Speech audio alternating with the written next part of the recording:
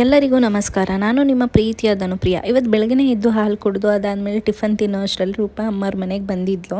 ಏನಕ್ಕೆ ಅಂತಂದರೆ ಇವತ್ತು ನಾನು ರಿಸೆಪ್ಷನ್ ಲುಕ್ ರೀಕ್ರಿಯೇಟ್ ಮಾಡೋಣ ಅಂತ ಅಂದ್ಬಿಟ್ಟು ಪ್ಲ್ಯಾನ್ ಮಾಡಿದ್ವಿ. ಅದಕ್ಕೆ ಅಷ್ಟೊತ್ತಿಗೆ ಅವಳು ಕೂಡ ಮೇಕಪ್ ಎಲ್ಲ ಮುಗಿಸ್ಕೊಂಡು ಅವಳು ಬರೋ ಅಷ್ಟೊತ್ತಿಗೆ ಆಗಲೇ 12 ಆಗಿತ್ತು.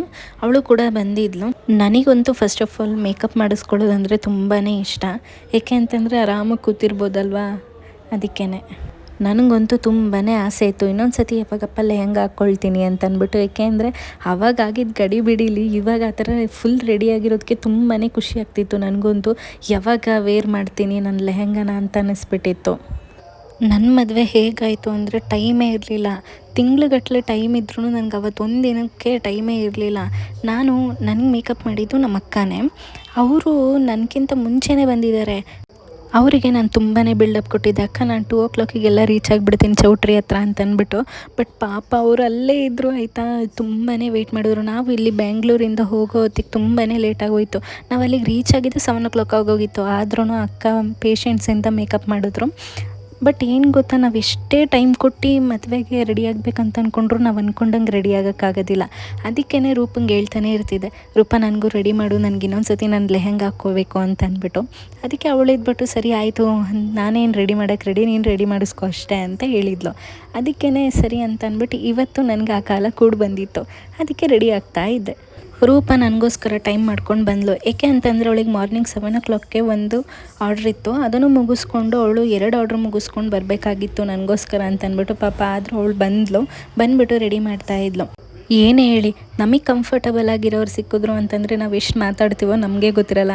ಅದು ಡೈಲಿ ಮಾತಾಡಿದ್ರು ನಮ್ಗೆ ಅದು ಎಷ್ಟು ಮಾತಾಡೋದಿರುತ್ತೋ ಅಂತಂದರೆ ತುಂಬಾ ಮಾತಾಡೋದಿರುತ್ತೆ. ನಾವು ದಿನ ಕಾಲ್ ಮಾಡಿ ಮಾತಾಡ್ತೀವಿ, ಆದ್ರೂ ಎಷ್ಟು ಜೋಕ್ ಮಾಡ್ಕೊಂಡು ಮಾತಾಡ್ತಿದ್ವಿ. ನನಗಂತೂ ನಗುನೇ ಕಂಟ್ರೋಲ್ ಮಾಡ್ಕೊಳ್ಳೋದಕ್ಕೆ ಆಗ್ತಿರ್ಲಿಲ್ಲ.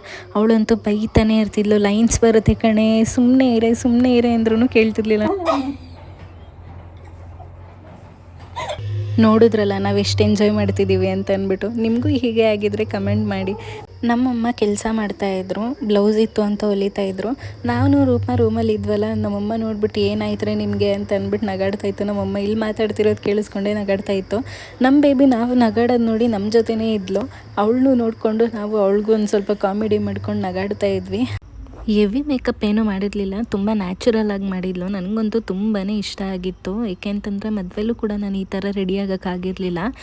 ಇನ್ನೂ ಯಾರೆಲ್ಲ ನನ್ನ ಚಾನಲ್ನ ಸಬ್ಸ್ಕ್ರೈಬ್ ಮಾಡದೆ ನೋಡ್ತಿದ್ದೀರೋ ಪ್ಲೀಸ್ ಸಬ್ಸ್ಕ್ರೈಬ್ ಮಾಡ್ಕೊಳ್ಳಿ. ಹಾಗೆ ಇಷ್ಟ ಆದರೆ ಶೇರ್ ಮಾಡಿ, ಲೈಕ್ ಮಾಡಿ, ಕಮೆಂಟ್ ಮಾಡಿ. ಏನಾದರೂ ಚೇಂಜಸ್ ಮಾಡ್ಕೋಬೇಕು ಅಂದರೆ ಚೇಂಜಸ್ ಮಾಡ್ಕೊತೀನಿ. ನನಗಂತೂ ನಾನು ವಿಡಿಯೋ ಚೆನ್ನಾಗಿ ಮಾಡ್ತಿದ್ದೀನಿ ಅಂತ ಅಂದ್ಕೊಂಡಿದ್ದೀನಿ.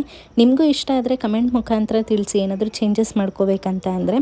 ಪಾಪ ಇವಳು ಮೇಕಪ್ ಏನೋ ಮುಗಿಸಿದ್ಲು, ಆದರೆ ಇವಾಗಿರೋದು ಅವಳಿಗೆ ಯುದ್ಧ ಅಂದರೆ. ಅದು ನನ್ನ ಕೂದಲು ಬೇರೆ ತುಂಬ ಲಾಂಗ್ ಇದೆಯಾ ಮತ್ತು ದಪ್ಪನೂ ಇದೆ.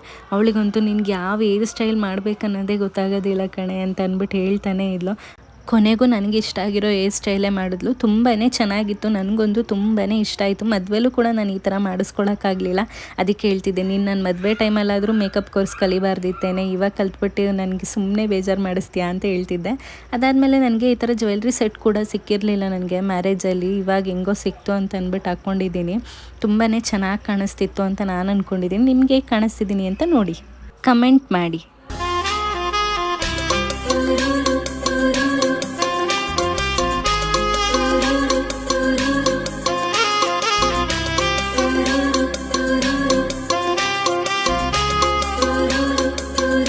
ನೋಡಿದ್ರಲ್ಲ ಹೇಗೆ ಕಾಣಿಸ್ತಿದ್ದೀನಿ ಅಂತ. ನಮ್ಮ ಪದ್ಧತಿ ಯಾರಿಗೂ ಬೇಡವಾಗಿತ್ತು. ನಾವು ಫುಲ್ ಟೆರೆಸ್ ಮೇಲೆ ಹೋಗಿದ್ವಿ ವಿಡಿಯೋ ಮಾಡೋಣ ಅಂತ ಅಂದ್ಬಿಟ್ಟು.